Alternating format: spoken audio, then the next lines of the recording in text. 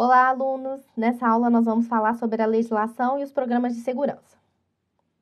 Os tópicos abordados serão a legislação trabalhista, a norma regulamentadora 15, que trata de atividades e operações insalubres, o ruído contínuo intermitente, o ruído de impacto, a NR9, que é o Programa de Prevenção de Riscos Ambientais, NR7, que trata do PCMSO, que é o Programa de Controle Médico de Saúde Ocupacional, a legislação previdenciária, o LTCAT, que é o Laudo Técnico de Condições Ambientais de Trabalho, o PPP, que é o Perfil Profissiográfico Previdenciário, o PCA, que é o Programa de Conservação Aditiva, o E-Social e sobre a legislação ambiental.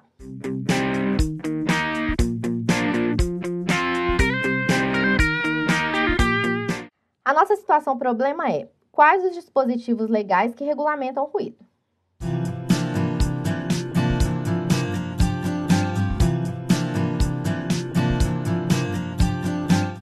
Nós vamos dar início com a legislação trabalhista. A Lei 6.514 de 77 alterou o capítulo 5 do título 2 da CLT, que é relativo à segurança e medicina do trabalho. Ela foi regulamentada através da portaria 3.214 de 78, que aprovou as normas regulamentadoras, são as famosas NR, relativas também à segurança e medicina do trabalho. Aqui de interesse para a gente vai ser a NR6, que trata dos equipamentos de proteção individual, NR7, que trata do PCMSO, NR9, que trata do PPRA, e a NR15, que trata das atividades e operações insalubres.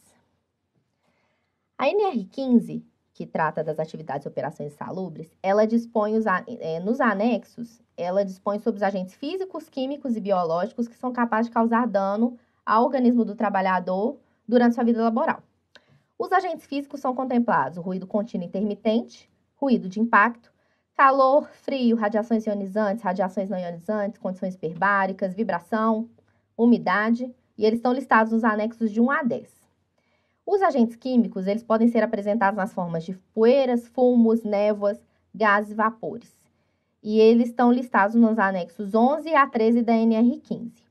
E os agentes biológicos são os micro-organismos, que incluem os vírus, bactérias, fungos, protozoários, entre outros que estão listados no anexo 14 da NR15. Os ruídos contínuos intermitentes estão listados no anexo 1 da NR15. Ruído contínuo vai ser um ruído que sofre poucas variações ao longo do tempo, geralmente variações menores que mais ou menos 3 decibéis.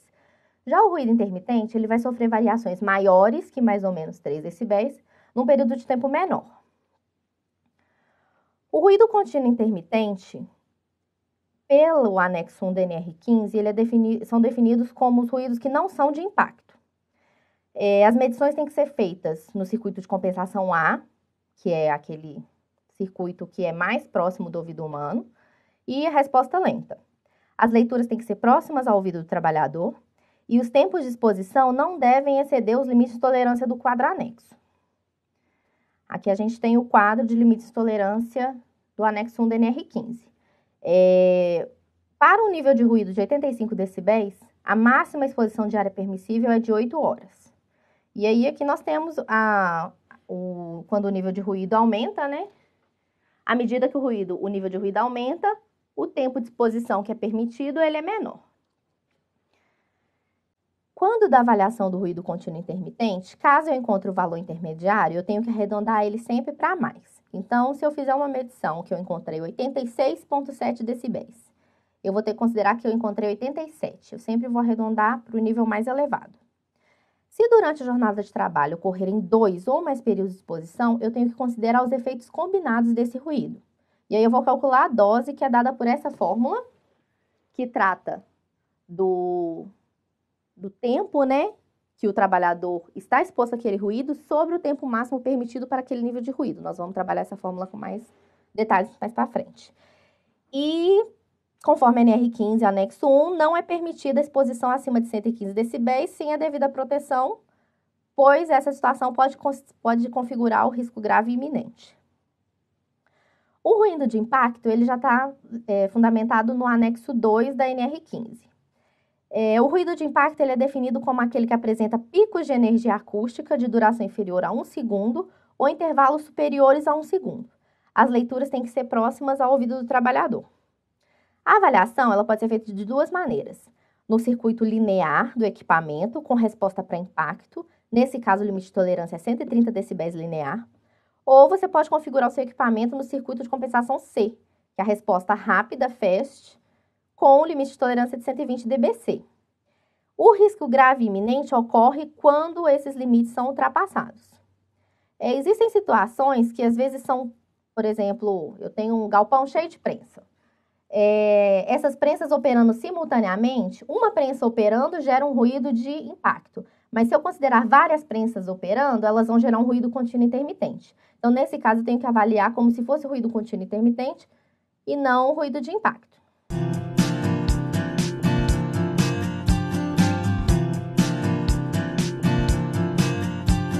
A legislação previdenciária é a legislação que já trata da aposentadoria do trabalhador.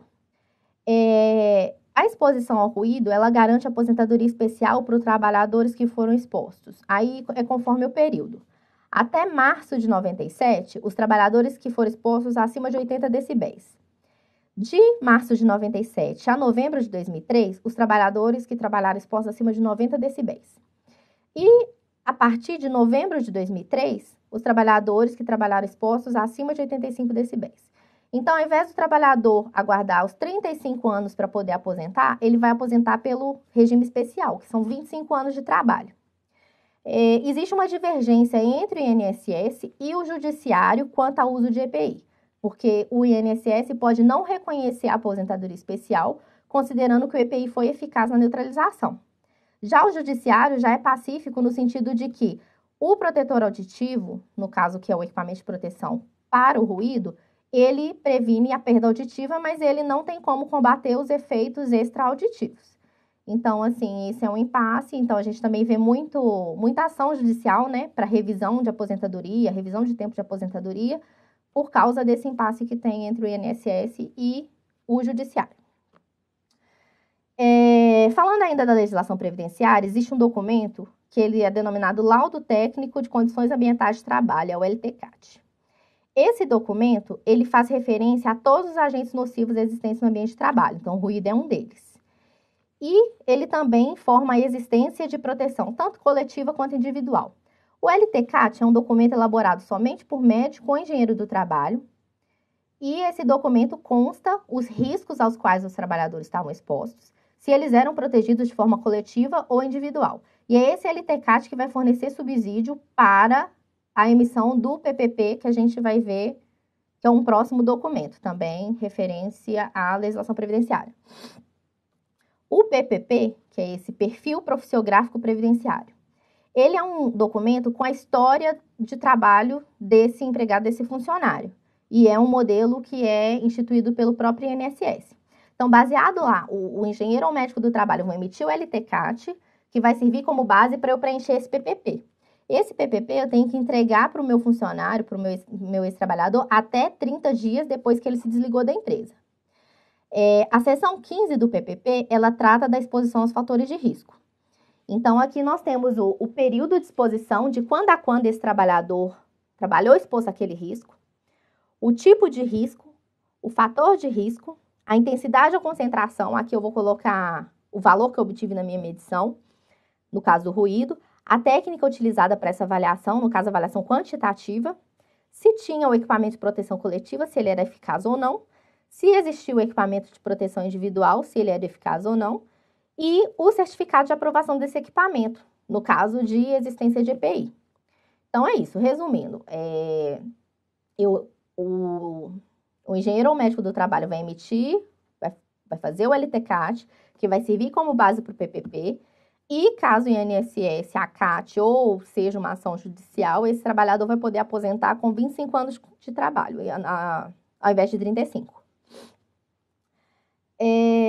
Existe também o Programa de Conservação Auditiva, que é o PCA. Esse Programa de Conservação Auditiva, ele aplica basicamente os mesmos conceitos do PPRA, porém ele é focado para o ruído.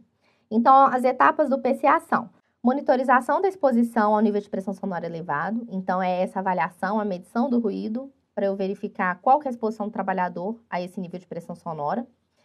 Os controles de engenharia e administrativo, que são as medidas de controle na fonte, na trajetória, no trabalhador, medidas administrativas, por exemplo, rodízio de trabalhadores. Quais as medidas de controle que eu tenho para amenizar essa exposição? A monitorização audiométrica, que no caso é a realização periódica dos exames audiométricos para verificar como está o sistema auditivo do trabalhador. A indicação de equipamento de proteção individual, quando essa medida for tomada no homem, né? Quando tiver necessidade de usar o equipamento de proteção individual, quais os critérios para escolher esses equipamentos, se eles são eficazes ou não. Educação e motivação, que é um trabalho com os trabalhadores para educar e motivar mesmo. No caso, por exemplo, se eles usam EPI para incentivar o uso de EPI, ou então para minimizar a exposição a esses riscos. Conservação de registros, que são os documentos, só que nesse caso ele já tem que ser armazenado por 30 anos. E avaliação e eficácia e eficiência do programa, que é avaliar se esse PCA está sendo realmente implementado, se ele tem que ser aperfeiçoado, e se ele realmente impacta nas condições, né, da conservação auditiva dos trabalhadores. Nós temos também o E-Social, que é uma ferramenta nova, relativamente nova, né? Que é um sistema de escrituração digital das obrigações fiscais, previdenciais e trabalhistas. Ou seja, uma ação conjunta da Receita Federal, da Caixa Econômica Federal, do INSS e do Ministério do Trabalho. Esse sistema, ele tenta integrar todas as informações que antes eram prestadas a cada um desses órgãos. Então, o E-Social, ele prevê o fornecimento de alguns dados. Por exemplo, ambiente de trabalho. Nos ambientes de trabalho, a gente tem que fornecer os dados de todos os riscos, independente se ultrapassou ou não o limite de tolerância. Então, se eu tenho uma fonte de ruído na minha empresa e aí eu já estou trabalhando no sistema do E-Social. Essa fonte de ruído não ultrapassou o limite de tolerância. Eu tenho que informar que tem e eu tenho que informar qual que é o nível dela. Uso de equipamento de proteção. Eu tenho equipamento de proteção coletiva? Eu tenho equipamento de proteção individual? Como que eu protejo os meus trabalhadores? Comunicação de acidente de trabalho. Aqui a gente tem que comunicar qualquer acidente de trabalho e, inclusive, doenças de trabalho que são equiparadas ao acidente. Monitoramento da saúde do trabalhador, exame toxicológico. Então, quais os exames que os meus trabalhadores realizam? Lembrando que a gente não tem como informar os resultados, porque esses resultados são exclusivos da parte médica. Então, assim, a gente informa quais os exames que os meus trabalhadores realizam periodicamente. As condições ambientais de trabalho e os treinamentos e capacitações que eu submeto os meus trabalhadores. Então, assim, voltando aqui, é muito importante que o E-Social, que a gente tenha É muito importante que você, ao desenvolver um programa de segurança, você faça a conexão desse programa com os demais. Porque com o E-Social, eles vão cruzar essas informações. Então, assim, o programa tem que ser bem consistente. O seu PPRA tem que andar junto com o PCMSO, que tem que andar junto com o PCA, que tem que andar junto com o LTCAT, com o PPP. Tem que andar tudo bem casado, porque esse sistema digital, que é o E-Social, ele vai cruzar todas as informações e qualquer inconsistência pode gerar, não sei, uma fiscalização na sua empresa, pode gerar algum problema para o trabalhador aposentar mais tarde. Então, assim, a gente tem que tomar muito cuidado na elaboração deles.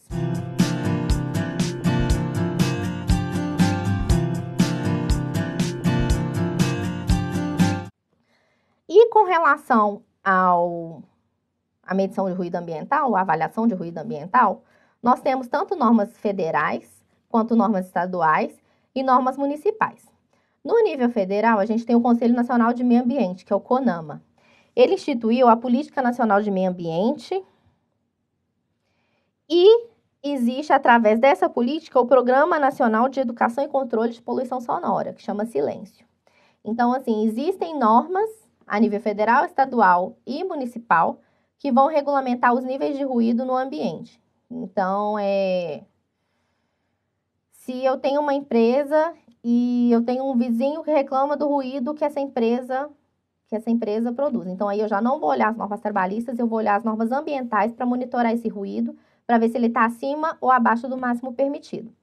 E aqui nós temos duas normas que vão ser utilizadas nessas avaliações, que é a NBR 10151, que é a lei de acústica, e ela trata da avaliação do ruído em áreas habitadas, visando o conforto da comunidade. E a norma NBR 10152, que trata de níveis de ruído para conforto acústico. Então, assim, nós fizemos um apanhado geral da legislação que rege o ruído, e aí agora nós vamos ver nas próximas aulas a questão prática. Então, é bom a gente ter um conhecimento de onde procurar, caso a gente tenha dúvida, né? Quais leis que regem o ruído, onde que eu vou pesquisar, quais os órgãos que estão envolvidos, para a gente conseguir fazer uma monitorização eficiente.